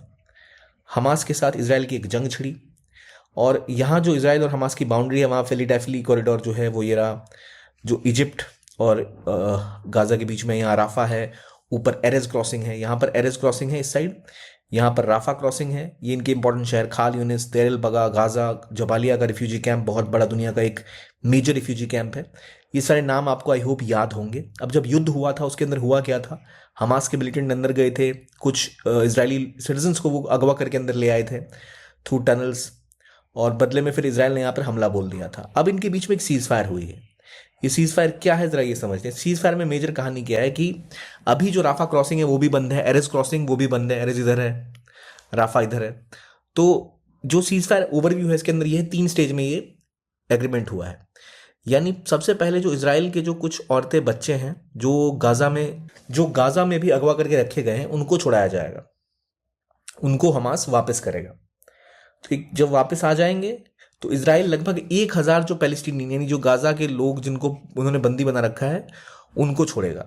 इन 33 लोगों के बदले में, जो खासतौर पे जो 33 लोग यहाँ पे अगवा हैं, यहाँ बच्चे और महिलाओं को पहले छोड़ा जाएगा। उसके बाद दूसरे स्टेज में जितने इजरायली कैप्टिव्स हैं जो भी हैं उनके पास, उन सबको छोड़ देंगे, सिविलियन भी और मिलिट्री वालों को भी कुछ कुछ अगवा करके रखा हुआ है। और बदले में क्या होगा, इस पीरियड में ढेर सारा जो एड है वो गाजा में एंटर करेगा थ्रू राफा क्रॉसिंग या किसी और जगह से। और इसके बाद स्टेज 3 में क्या होगा, जो सोल्जर्स हैं ऑलरेडी स्टेज 1 और 2 के बीच में ही इसराइल अपने सोल्जर्स को पीछे खींचना स्टार्ट कर लेगा। और फाइनल स्टेज में ये होगा कि गाजा को रिबिल्ड किया जाएगा। 3 से 5 साल का रिकंस्ट्रक्शन प्लान होगा जहां पर जो कतर जैसे देश हैं वो आकर इसमें बड़ा रोल निभाएंगे। पर अभी कोशिश ये है कि इसके तहत होगा ये कि जो गाजा से इनकी फौज है इसराइल की वो भी पीछे खींच ली जाएगी। तो ये सारी कहानी है जो अभी इसके अंदर डिस्कस की गई है इसराइल गाजा सीजफायर की। हालांकि मुद्दा ऑलरेडी उठ चुका है कि इसराइल ने आरोप लगाया है कि गाजा से हमास ने उनके सोल्जर्स को छोड़ा जबकि सिविलियन कुछ लोगों को अभी तक नहीं छोड़ा गया है। इसको लेकर मुद्दा बना हुआ। तो देखते हैं आगे क्या न्यूज़ बनेगी, अगले हफ्ते इसको डिटेल में करेंगे। अभी तो केवल ये 3 राउंड के एग्रीमेंट इनके साइन हुआ है कि 3 तरह पे सीजफायर होगा और ये मुद्दा थोड़ा बढ़ता हुआ दिख रहा है। इसराइल गाजा के बारे में हम सारी डिटेल डिस्कशन पहले भी कई बार कर चुके हैं। तो important locations Erez crossing, Rafah crossing, Philadelphia corridor, आपको खान यूनिस, देर एल बागा, फिर आपको एशकेलॉन का शहर कहाँ पर है, सेदरौत कहाँ पर है, जो इंपॉर्टेंट इसराइल की लोकेशंस हैं जैसे करम शलोम गुड क्रॉसिंग जो यहाँ पर है, ये सारे आपको याद रखना। आई थिंक ये रहा राफा क्रॉसिंग, ये रहा करम शलोम, यहाँ एरेज है, ये रहा सेदरौत, ये रहा साद, गाजा सिटी। ये इंपॉर्टेंट नाम याद रखिए। इधर मेडिटेरेनियन सी है। तो ये लोकेशंस वाइज इसराइल गाजा की एक लोकेशंस को आपको ढंग से रिवाइज करना है, मैप पे मार्क करके रखना है ताकि आप इसको बिल्कुल भी मिस ना करो। ठीक है, आगे बढ़ते हैं। आपसे मैंने 2 सवाल पूछे हैं अभी तक। एक कि अगलेगा आइलैंड के अलावा एक और आइलैंड है सेशल्स के आसपास, जहां पर इंडिया काफ़ी एक बेस बनाने की कोशिश कर रहा था, काफ़ी विवाद वहां पर हुआ है, क्या नाम है उसका? और दूसरा मुझे बताइए, इसराइल में कौन सा डेजर्ट है? अब अगले टॉपिक पे आते हैं, Tanzania. Tanzania is in Africa. Tanzania में एक नया वायरस, मार्बर्ग वायरस, बढ़ता हुआ दिख रहा है, जिसमें बहुत ज़्यादा फैटेलिटी रेट है। अराउंड 88% लोगों की जान चली जाती है। अब ये अगेन हमें कोविड की याद दिला रहा है। तो पर इंपॉर्टेंट ये है, ऐसे वायरस आते जाते रहते हैं, हर वायरस कोविड नहीं बन जाता। पर तंजानिया कहाँ लोकेटेड है? तो इट्स इन ईस्ट अफ्रीका। और खास बात क्या है, इसकी राजधानी क्या है? दोदोमा। पर यहाँ क्या इसकी खास बात है? इसकी खास बात है कि यहाँ पर आपको एक लेक दिख रही है। कौन सी लेक है? Lake Victoria. तो यहाँ 3 देशों के बीच में ये लेक बटी हुई है। वही सवाल है, तंजानिया तो हमने देख लिया आज यहाँ पर लोकेटेड है। अफ्रीका के मैप की आपको मैंने कहा था, जब आपको लोकेशंस याद करने हैं, तो ये मेडागास्कर पकड़ लिया हमने, ये सोमालिया पकड़ लिया, ये कौन सा देश है? कीनिया है। ये कौन सा देश है? तंजानिया है। तो ये कौन सा देश है? मोज़ेम्बिक है, इसके ठीक अपोजिट मेडागास्कर के। नीचे साउथ अफ्रीका, लेसोथो, स्वाजीलैंड। ठीक। यहाँ कौन सा देश है? क्या है? नामीबिया है, या फिर ये नामीबिया है, या फिर ये नामीबिया है? हमने ये सारे देश हमने कोशिश की थी ऐसे याद करने की। तो इस तरह से आपको जब भी कोई देश दिखे तो उसके थ्रू आप याद करने की कोशिश करो इस पूरी रीजन के बारे में। इसमें डेमोक्रेटिक रिपब्लिक ऑफ कोंगो कहाँ पर है? डीआरसी कहाँ पर है? नामीबिया कहाँ पर है?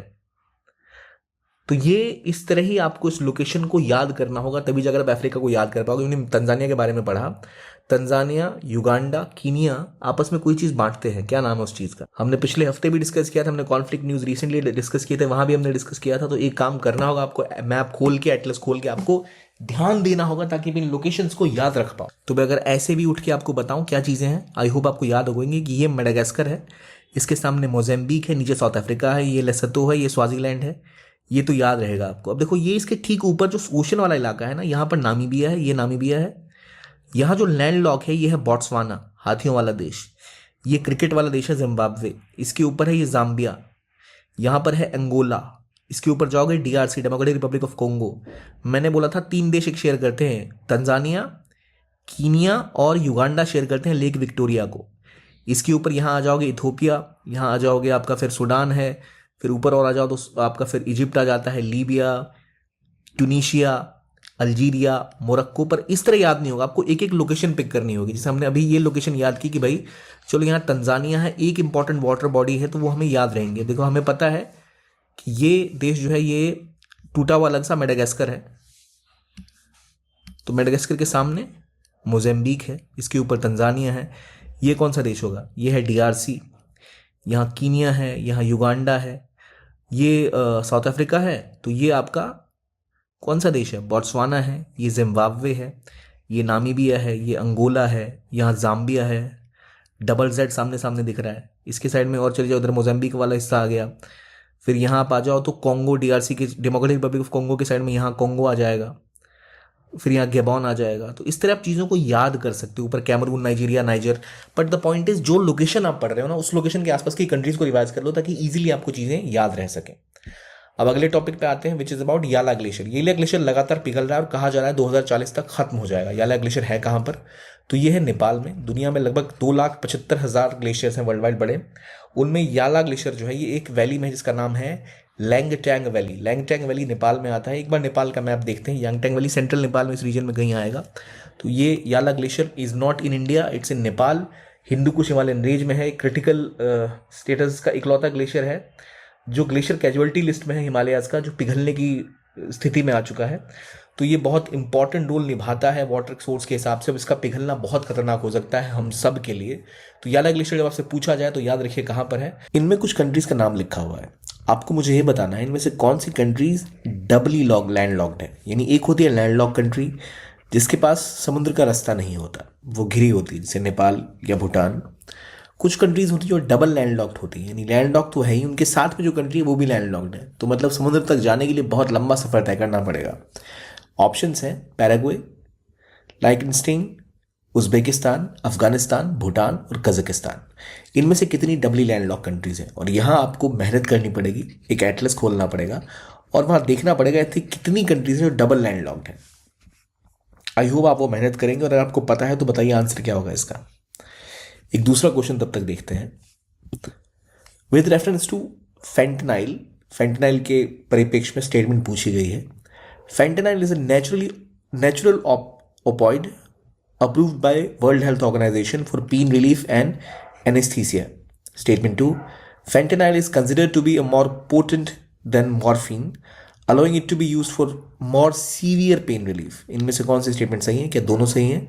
और ये इसकी करेक्ट एक्सप्लेनेशन है कि इसलिए इसको परमिट दिया गया है, या एक सही एक गलत, या दोनों सही है? असल में न्यूज़ ये है कि फेंटेनाइल लगातार न्यूज़ में, और ये एक ऐसी दवा है जिसका इस्तेमाल किया जाता है दर्द मिटाने को। मॉर्फिन से ज़्यादा ये उपयोगी हो सकती है, लेकिन यूएसए में इसका बहुत दुरुपयोग हो रहा है। इसके नशे के रूप में बहुत ज़्यादा इस्तेमाल होता है। एक सुई की नोक के बराबर फेंटेनाइल खाने के बाद आदमी नशे में चला जाता है, जो बहुत पोटेंट है। और मैक्सिको से काफ़ी सारा नशा अमेरिका में पहुंच रहा है। लेकिन पॉइंट ये है कि WHO की रिकमेंडेशन नहीं है, यूएस जो एजेंसी है उनकी रिकमेंडेशन पे चलती है। तो वो फेंटेनाइल मेजरली मैक्सिको से यूएस में एंटर करता है, या तो वो या कोलंबिया में से या फिर मैक्सिको से, दो जगहों से ही अमेरिका में एंटर करता है। तो न्यूज़ में इसलिए था कि यूएस प्रेसिडेंट ने बोला है कि वो 10% ड्यूटी लगा रहे हैं चाइनीज़ इंपोर्ट पे, क्योंकि इसके अलावा ये चीज़ें यहाँ से चाइना जाके भी आती हैं, यानी चाइना से यूएसए आती हैं वाया मैक्सिको, चाइना में बनती है, फिर कोलंबिया या फिर मैक्सिको के थ्रू वो अमेरिका में एंटर करती हैं।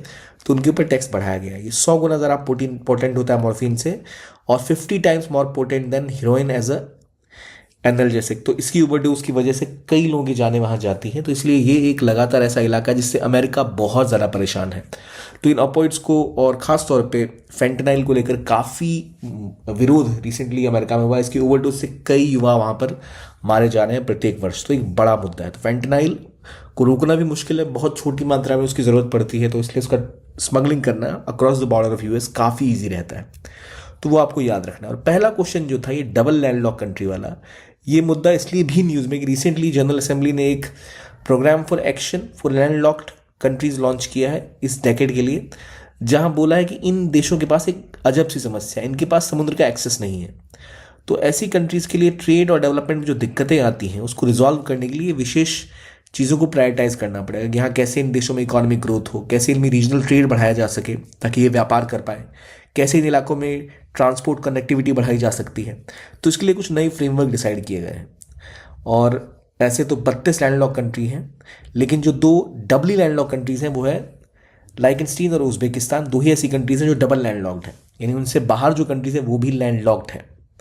चलिए, ये तो हो गए आज के प्रैक्टिस क्वेश्चन। आई होप आपने सही आंसर दे दिए होंगे जवाब, और आपको ये सारी कंट्रीज़ पता होंगी कहाँ कहाँ पर लोकेटेड हैं, भूटान, कजाकिस्तान, अफगानिस्तान, पैराग्वे वगैरह। अब चलते हैं पहले न्यूज़ की तरफ जो बात करता है INS तारिणी की। INSV तारिणी ने क्रॉस किया है पॉइंट नीमो। तो पहली बात, क्या है INS तारिणी? ये एक सेलिंग वेसल है जो एक तरह से चक्कर काट रहा है। इंडियन नेवी में इसको जोड़ा गया था। ये तारा तारिणी टेम्पल के नाम पर इसका नाम रखा गया है। इसके अब सेटेलाइट कम्युनिकेशन का काम इसके अंदर होता है, नेविगेशन वगैरह, मॉनिटरिंग करना, ये सब काम इसके अंदर किया जाता है। तो सवाल ये है कि इसने क्रॉस किया पॉइंट नीमो और काफ़ी न्यूज़ बनी। तो पहली बात ये, व्हाट इज़ पॉइंट नीमो? कहा जाता है अर्थ की सबसे रिमोट लोकेशन है ये। तो आखिरकार कहाँ पर है पॉइंट नीमो, ये देखना भी तो ज़रूरी है। तो पॉइंट नीमो असल में आप देखिए चिले, साउथ अमेरिका और न्यूजीलैंड, इन दोनों के बीच में यहाँ का स्थित है। ये है पॉइंट नीमो। तो सोचिए, मेहर आइलैंड अंटार्कटिका का, चिले का आइलैंड और न्यूजीलैंड का आइलैंड, ये सभी इनसे लगभग 3000 या 2500 मील दूर है। तो एक बहुत ही डिस्टेंट लोकेशन। और ख़ास बात ये कि एक ऐसा इलाका है जो कि बिल्कुल इनएक्सेसिबल माना जाता है, काफ़ी दूर है किसी भी जगह से। यहाँ पर ओशन करंट भी वीक हो जाती है, यहाँ पर न्यूट्रिएंट्स बहुत कम होते हैं, इसी वजह से यहाँ पर ज़्यादा वेजिटेशन भी नहीं है, यहाँ ज़्यादा मेरीन स्पीसीज़ भी नहीं है, आपको मछलियाँ बाकी चीज़ें भी यहाँ ज़्यादा नहीं मिलती, तो इंसान भी यहाँ नहीं होते हैं। इसीलिए पॉइंट नीमो तक जाने के लिए बोट्स नहीं, बल्कि उनसे सबसे करीब कोई है तो वो है इंटरनेशनल स्पेस स्टेशन, जो 400 किलोमीटर दूर इससे उड़ रहा होता है। यानी ये ऐसी लोकेशन है कि इसके सबसे करीब कोई है तो वो स्पेस स्टेशन है, जो इससे 400 किलोमीटर दूर आसमान में उड़ रहा है। क्योंकि 400 किलोमीटर क्या 2-2 हज़ार मील तक कोई इंसान आपको पॉइंट नीमो के दिखने नहीं मिलेगा। तो पॉइंट नीमो कहाँ है? INS तारिणी ने इसको पार किया। तो अगर आपसे पूछा जाए कि रिमोटेस्ट प्लेस ऑन अर्थ, वो है पॉइंट नीमो। तो अगर आपको सबसे दूर चले जाना है तो आप पॉइंट नीमो पे जा सकते हैं, जहाँ जाकर आप बिल्कुल सबसे दूर पहुँच जाएंगे, बहुत ही दूर। तो पॉइंट नीमो याद रखना है आपको। कौन गया पॉइंट नीमो पर? INSV तारिणी। ठीक है, चलो पॉइंट नीमो समझ गए हम। डबल लैंडलॉक कंट्रीज़ के बारे में जान लिया, जो 2 डबल लैंडलॉक कंट्रीज़ हैं। हमने फेंटेनाइल के बारे में जान लिया, क्या चाइना से बन के कैसे वो अक्रॉस मैक्सिको और कोलंबिया पहुंचता है अमेरिका में, ये भी हमने जाना। वैसे इसी चैनल पर एक वीडियो है मैक्सिको के ऊपर जहाँ मैंने डिटेल में बात की कि कैसे चाइना से अफीम घुसना स्टार्ट हुआ था अमेरिका में। आपको मौका लगे तो आप वो देख सकते हैं। अब एक सवाल आता है रिवर तीस्ता के बारे में। पॉइंट नीमो को जरा एक बार देख लीजिए। ये पॉइंट नीमो बिल्कुल मेहर आइलैंड, और कितनी दूर डिस्टेंस पर है, तो धरती के किसी भी इलाके से बहुत दूर। तीस्ता को लेकर विवाद यह है कि तीस्ता के आसपास एक डैम जो बन रहा था वो तबाह हो गया था एक तरह से, जिसमें कई लोगों की जान चली गई थी जब एक बाढ़ आया था सिक्किम में। तो अब उसको रिकंस्ट्रक्ट करने की बात की गई है। तीस्ता 3 हाइड्रो पावर डैम, या फिर एक रन ऑफ रिवर डैम है, यानी छोटा डैम है कंपैरेटिवली, 60 मीटर का डैम है ये। तीस्ता रिवर काफ़ी टाइम न्यूज़ में रहती है। बांग्लादेश ने काफ़ी बार डिमांड की है कि उसके ऊपर एक रिवर वाटर एग्रीमेंट होना चाहिए। तो तीस्ता सिक्किम में ओरिजिनेट करती है और कुछ इस तरह जाकर ये फिर बांग्लादेश में जमुना से मिलती है और फिर वहाँ जाकर समुद्र में मिलती है। तो ये है तीस्ता रिवर का फ्लो। तो तीस्ता रिवर कहाँ से ओरिजिनेट करती है? सिक्किम से। अब अगले टॉपिक पे बढ़ते हैं जो बात करता है कॉन्गो क्राइसिस के बारे में। असल में DRC, democratic Republic of Congo, जो अफ्रीका का दूसरा सबसे बड़ा देश है, वो एक बहुत बड़ी त्रासदी झेल रहा है। कई सारे रवांडा के मिलिटेंट्स ने इसको, रवांडा ने बैक किया, जिनका नाम M23 है। उन्होंने DRC का एक बड़ा शहर गोमा, उसके ऊपर कब्जा कर लिया है। अब गोमा का जो शहर है वो रवांडा के बिल्कुल पास बाउंड्री लगाता है। और जरा देखें पहले, ये अगर आप देख रहे हो यहाँ दिख रहा है आपको DRC कहाँ है? मैंने आपको पिछले हफ्ते ही बताया था लेक विक्टोरिया 3 देशों के बीच में है, तंजानिया, युगांडा और कीनिया। लेकिन यहाँ जो कंट्री है, कौन सी कंट्री है? ये कंट्री है DRC, और DRC के पास एक छोटा सा रवांडा है, और यहीं के इलाके में वो शहर है जिसके ऊपर कब्जा कर रहे हैं मिलिटेंट। यानी यहाँ से गोमा गए शहर, जो नॉर्थ किवू का इलाका है, नॉर्थ किवू में लगातार कॉन्फ्लिक्ट होता रहता है, तो वहाँ पर ही मिलिटेंट्स ने इसके ऊपर कब्जा जमा लिया है। तो यहाँ हमारे लिए 2 चीज़ें इंपॉर्टेंट है। एक तो DRC कहाँ है लोकेटेड, तो DRC सेकंड लार्जेस्ट देश है, अल्जीरिया के बाद दूसरा सबसे बड़ा, तो उसको पहचानना बहुत आसान है। यहाँ छोटा सा रवांडा, और यहाँ से क्योंकि देखिए रवांडा की इकॉनमी थोड़ी बेटर है DRC के मुकाबले, यहाँ डेवलपमेंट भी काफ़ी अच्छी हो रही है। तो DRC की राजधानी है किन्हासा, कॉन्गो रिवर के किनारे, और इकलौती रिवर है जो इक्वेटर को 2 बार पार करती है। Only river in Africa that crosses equator twice, important है। यहाँ पर काटंगा प्लेट्यू है जहाँ पर बहुत ज़्यादा cobalt, copper, tin, radium, uranium, diamonds हैं। इसलिए DRC के अंदर चाइना ने भी अपने पैर बढ़ाए हैं, और यूरोप की कई ताकत यहाँ पर अपने आप को पुश करना चाहती है। इसके अलावा जो मैंने बोला, नॉर्थ किवू के प्रोविंसेस और इतुरी का इलाका वो है जहाँ पर कई सारे लोगों की जान जाती है, जहाँ अक्सर इस तरह के कॉन्फ्लिक्ट होते रहते हैं। तो याद रखिए इतुरी एंड किवू, ये इलाका है नॉर्थ किवू का, इतुरी का, जिसके आसपास बहुत विवाद होते हैं। तो एक तो पहले रवांडा कहाँ पर है वो देख लीजिए, और दूसरा DRC कहाँ पर है। तो काफ़ी आसान है इसको पहचानना। ये रहा DRC, और DRC के नीचे छोटा सा आपको दिखने को मिलेगा रवांडा। ये रहा DRC, साइड में रवांडा, ये है लेक विक्टोरिया, ये रहा रवांडा। तो बहुत आसान है इसको पहचानना। याद रखिए रीजन की जब बात है तो नॉर्थ किवू कहाँ पर है और इतुरी का रीजन कहाँ है, तो वो आपको पहचानना पड़ेगा। तो किवू किस कहते हैं, क्योंकि लेक किवू इनके बीच में है। लेक किवू, ये रहा DRC, ये किवू, और ये रवांडा। तो यहाँ पर ये विवाद है, और यही जगह है जिसके नाम पर इस इलाके में कॉन्फ्लिक्ट बहुत ज़्यादा है, विच इज़ नॉर्दर्न किवू का इलाका। और कहाँ पर है? रवांडा में। रवांडा से कुछ मिलिटेंट घुसे हैं जिन्होंने DRC के कौन से शहर पर? गोमा शहर के ऊपर कब्जा कर लिया है। तो अफ्रीका में इसकी लोकेशन पहचानी है। मैंने आपको बोला था रेफरेंस पॉइंट पकड़ने के लिए हमने मेडागास्कर और मेडागास्कर के सामने मोज़ेम्बिक इस तरह से याद करने की कोशिश की थी। तो आपको भी इस तरह से यहाँ पर ये चीज़ें याद होनी चाहिए। आई होप आपको याद रहेगा ये। आप इस मैप में अब लोकेट कर पाएंगे कहाँ पर है इतुरी, कहाँ पर है किवू, कहाँ पर है DRC, कहाँ पर है तंजानिया, कहाँ पर है कौन सा इलाका? रवांडा। ठीक है, अब आगे बढ़ते हैं और बात करते हैं एक नए देश के बारे में जिसका नाम है सूरीनाम। तो सूरीनाम को भारत ने हाल ही में भारत की जो PSU है, ऑर्डिनेंस क्लोथिंग फैक्ट्री, उन्होंने एक डिफेंस एक्सपोर्ट किया है सूरीनाम को।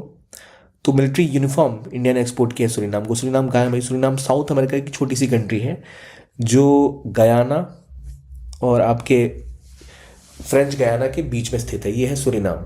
ठीक है, ये है गयाना, इसके साइड में। गयाना के साथ भी भारत के काफ़ी अच्छे संबंध हैं। सूरीनाम गयाना में काफ़ी मात्रा में भारतीय मूल के नागरिक रहते हैं। तो ये वो इलाका है। तो आपसे पूछेगा सूरीनाम कहाँ है, पर यहाँ पर है। गयाना के साथ इनका एक विवाद भी है। यहाँ देख रहे हो, यहाँ पर तिगरी का इलाका है जो अभी गयाना के कब्जे में है। सूरीनाम क्लेम करता है कि गयाना ने इसके ऊपर इलीगली कब्जा किया हुआ है। और गयाना के पास तो डबल सरदर्द है, यहाँ से इस्क्यूबो रिवर बहती है।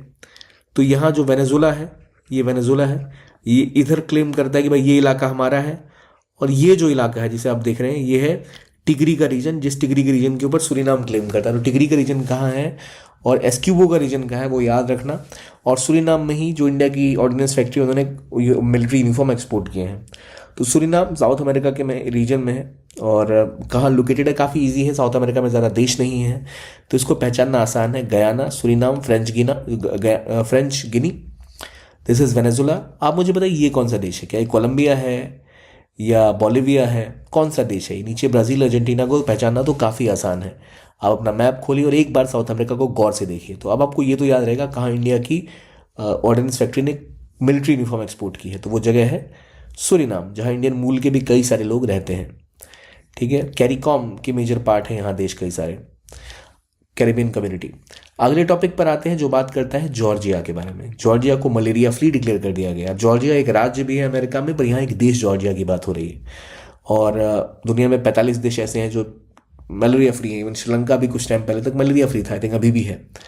और हमें तो मच्छरों से मुक्ति मिलने वाली नहीं है।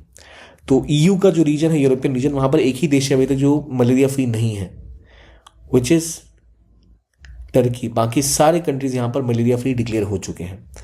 तो मलेरिया किससे फैलता है? तो फीमेल एनफलीस मस्कीटो से फैलता है, जिसके अंदर जिससे वो प्लाज्मोडियम प्रोटोजोआ होता है जो इसको फैलाता है, जिससे आपको मलेरिया होता है प्राइमरली।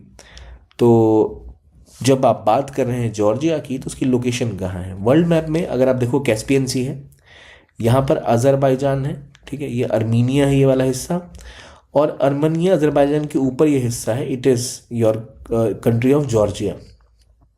ठीक है, तो अगर आप ये देख रहे हैं इंडिया के मैप में यहाँ ईरान पहुँचोगे, ईरान से ठीक ऊपर अजरबैजान है, इसके इधर है आपका अर्मीनिया, इधर है टर्की, यहाँ पर है आपका कौन सा? जॉर्जिया। ठीक है, तो ये जॉर्जिया की लोकेशन है, याद रखिए।